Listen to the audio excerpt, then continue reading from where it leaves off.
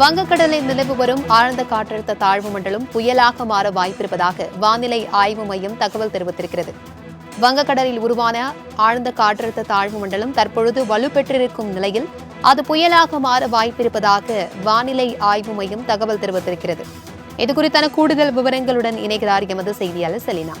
வணக்கம் செலினா. தற்பொழுது வங்கக்கடல் நிலவு கொண்டிருந்த ஆழ்ந்த காற்றழுத்த தாழ்வு மண்டலம் வலுப்பெற்றிருக்கக்கூடிய நிலையில் புயலாக மாற வாய்ப்பிருப்பதாக கூறப்படுகிறது. இது குறித்தான முழு விவரங்கள்.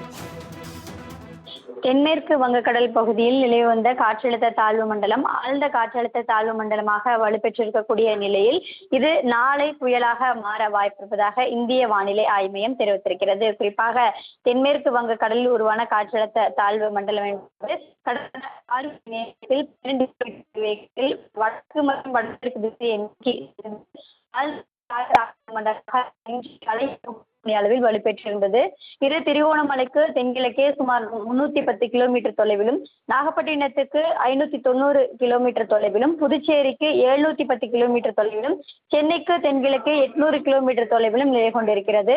இது தொடர்ந்து வடக்கு மற்றும் வடக்கு திசையை நோக்கி நகர்ந்து நாளை புயலாக மாற வாய்ப்பிருப்பதாகவும், அதன் பிறகு இது தொடர்ந்து அடுத்த 2 நாட்களுக்கு வடக்கு மற்றும் வடமேற்கு திசையை நோக்கி நகர்ந்து தமிழக கடற்கரையை நோக்கி நகர்ந்து இலங்கை கடற்கரையை நோக்கி நகரக்கூடும் என்று தெரிவித்திருக்கிறார்கள்.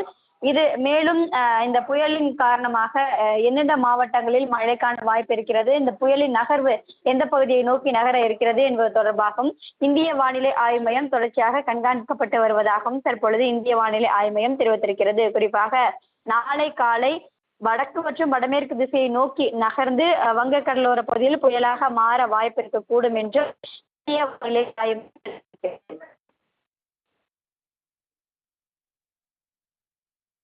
செலினா, தற்பொழுது புயலாக மாறக்கூடிய நிலையில் தமிழகத்திற்கான என்ன மாதிரியான எச்சரிக்கைகள் மற்றும் ஏற்பாடுகள் செய்யப்பட்டிருக்கிறது?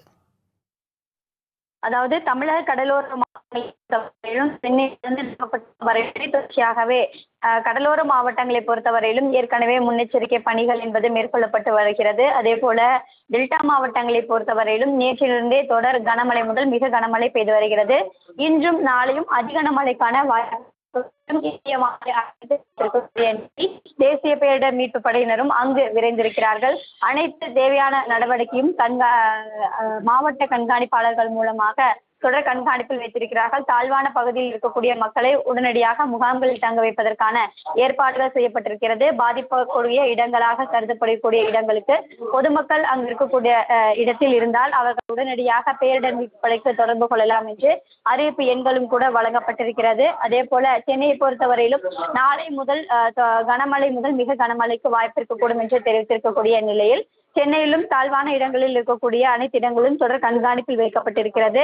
அதே போல உள் மாவட்டங்களை பொறுத்தவரையிலும் மேகக்கூட்டங்களின் நகர்வை பொறுத்து உள் மாவட்டங்களில் மழை இருக்கும் என்பதற்காகவும் தொடர்ச்சியாக கண்காணிக்கப்பட்டு வருகிறது. தற்போது வரையிலும் டெல்டா மாவட்டங்களை பொறுத்தவரையிலுமே தான் தொடர் அதிக கனமழைக்கான வாய்ப்பு இருக்கக்கூடும் என்று தெரிவித்திருக்கிறார்கள். குறிப்பாக நாகப்பட்டினம், திருவாரூர் உள்ளிட்ட மாவட்டங்களில் இன்று அதிக மழைக்கான வாய்ப்பு இருக்கக்கூடும் என்றும், அதுபோல காரைக்காலிலும் அதிக மழைக்கு வாய்ப்பு இருக்கக்கூடும் என்று தெரிவித்திருக்கிறார்கள்.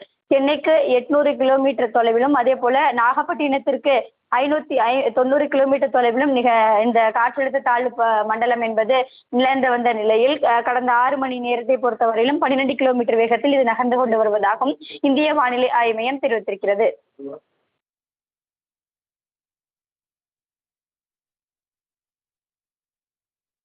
செலினா, தற்பொழுது டெல்டா மாவட்டங்களுக்கு தேசிய பேரிடர் மீட்பு படையினர் விரைந்திருக்கிறார்கள்.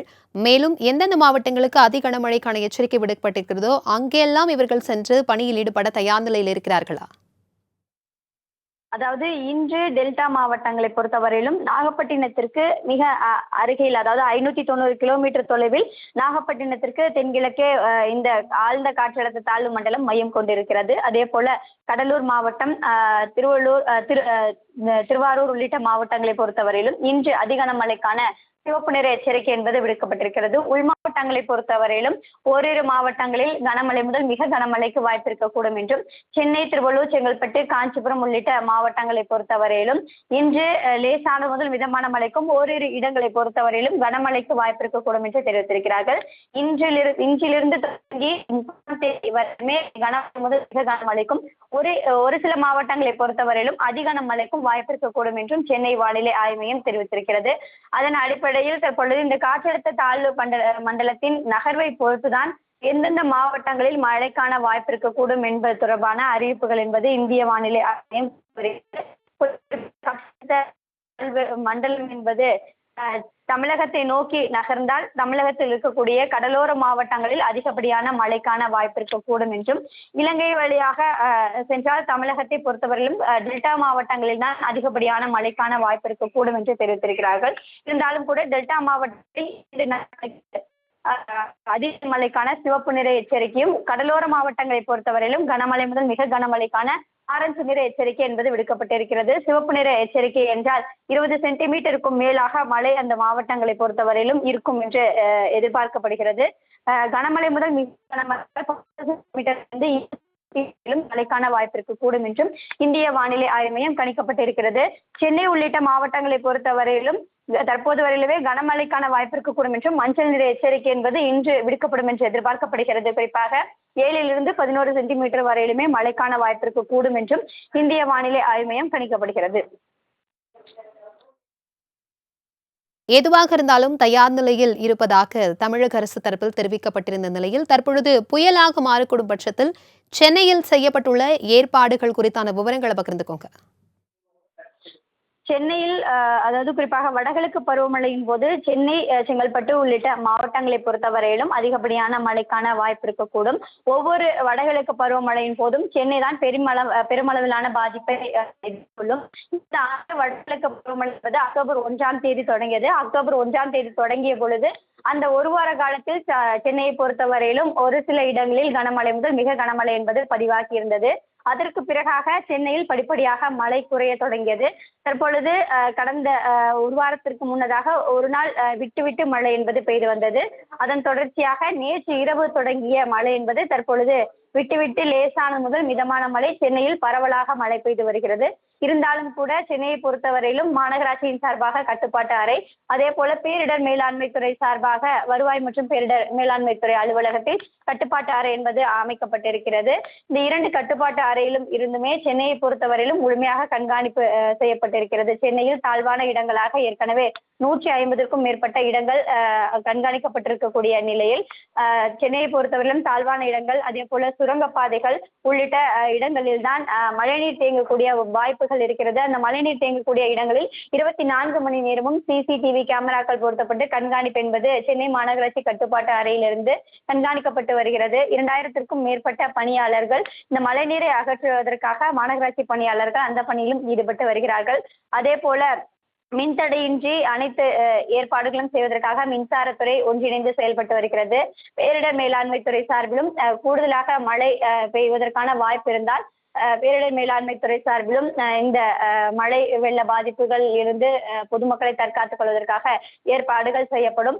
அதே போல சென்னையை பொறுத்தவரையிலும் அதிகனமழைக்கு வாய்ப்பு இருக்கும் பொழுது முகாம்கள் என்பது ஏற்பாடு செய்யப்படும். பள்ளி, கல்லூரிகள், அதே போல தனியார் மண்டபங்கள் உள்ளிட்ட இடங்களில் முகாம்கள் அமைக்கப்பட்டு அவர்களுக்கான உணவு, அடிப்படை வசதிகள் உள்ளிட்டவைகள் ஏற்பாடு செய்வதற்கான நடவடிக்கையும் தமிழக அரசு சார்பில் தொடர்ந்து மேற்கொள்ளப்படும். தற்போது வரையிலும் சென்னையை பொறுத்தவரையிலும் அந்த அளவிற்கான, அதாவது அதிகனமழைக்கான மழையின் பாதிப்பு என்பது தற்போது வரையிலும் இல்லை என்பதுதான் வானிலை ஆய்வு மைய கணிப்பாக தெரிவிக்கப்பட்டிருக்கிறது. இருந்தாலும் கூட முன்னெச்சரிக்கை பணிகள் என்பது தொடர்ச்சியாகவே மேற்கொள்ளப்பட்டு வருகிறது. மழைநீர் தேங்கக்கூடிய இடங்களில் உடனடியாக அந்த மழைநீரை அகற்றுவதற்காக 24 மணி நேரமும் மாநகராட்சி பணியாளர்கள் தொடர்ச்சியாக ஈடுபட்டு வருகிறார்கள். வருவாய் பேரிடர் மேலாண்மை துறை சார்பாக செய்யப்பட்டிருக்கக்கூடிய கட்டுப்பாட்டு அறையிலிருந்து மாவட்டந்தோறும் செய்யப்பட்டிருக்கக்கூடிய முன்னெச்சரிக்கை ஏற்பாடுகள், எந்தெந்த மாவட்டங்களில் கூடுதலாக மழை என்பது பெய்து வருகிறது, அந்த மாவட்டங்களில் எவ்வாறு பணிகள் மேற்கொள்ள வேண்டும் என்பது தொடர்பாக அமைச்சர் KKSSR இங்கிருந்து 24 மணி நேர கட்டுப்பாட்டு அறையிலிருந்து தொடர் ஆலோசனையும் மேற்கொள்ளப்பட்டு வருகிறார். அதே போல பொதுமக்களுக்கு மட்டுமின்றி கால்நடைகள் பராமரிப்பு உள்ளிட்ட பல்வேறு துறைகள் இணைந்து இந்த வடகிழக்கு பருவமழையை எதிர்கொள்வதற்காக ஏற்கனவே முன்னெச்சரிக்கை பணிகள் என்பது மேற்கொள்ளப்பட்டு வருகிறது. அதே போல சுகாதாரத்துறை சார்பாகவும் துறை சார்பாக எடுக்கப்பட வேண்டிய முன்னெச்சரிக்கை நடவடிக்கை தொடர்பாகவும் தலைமை செயலாளருடன் ஆலோசனை என்பதும் மேற்கொள்ளப்பட்டிருக்கிறது. அனைத்து துறைகளும் ஒன்றிணைந்து வடகிழக்கு பருவமழையை எதிர்கொள்வதற்காக பல்வேறு முன்னெச்சரிக்கை பணிகள் தொடர்பாகவும் அவ்வப்போது ஆலோசனை கூட்டம் என்பது நடத்தப்பட்டு முதலமைச்சரின் அறிவுறுத்தலின் பேரும் தொடர்ச்சியாக அனைத்து நடவடிக்கையும் மேற்கொள்ளப்பட்டு வருகிறது. எவ்வளவு மழை வந்தாலும் அதனை எதிர்கொள்வதற்காக தமிழக அரசு 24 மணி நேரமும் தயார் நிலையில் இருப்பதாகவும் தொடர்ச்சியாக பல்வேறு அமைச்சர்களும் கருத்து தெரிவித்து வரக்கூடிய நிலையில் தொடர் கனமழையை எதிர்கொள்வதற்காக அனைத்து ஏற்பாடுகளும் முன்னெச்சரிக்கை பணிகளும் நடைபெற்று வருகிறது. தகவல்களுக்கு நன்றி செலினா.